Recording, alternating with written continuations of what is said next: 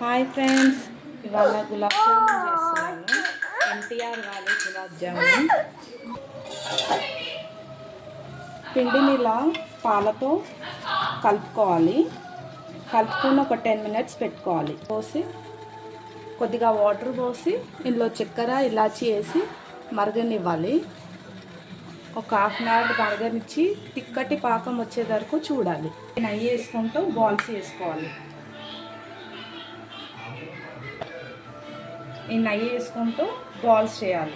కొద్దిగా తీసుకుంటూ ఇలా బాల్స్ చేసుకొని పెట్టుకోవాలి. ఇలా ప్యాన్ పెట్టుకొని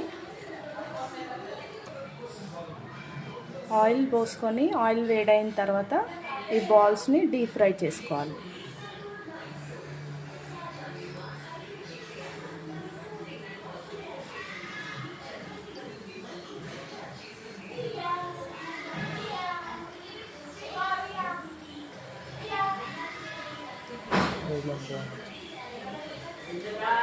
గోల్డెన్ బ్రౌన్ వచ్చే వరకు ఫ్రై చేసుకోవాలి.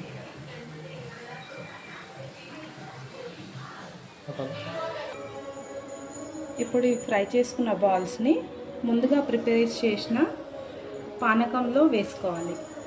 వేసుకున్న తర్వాత ఒక 1/2 hour ఆగి చూస్తే గులాబ్ జామున్ రెడీ.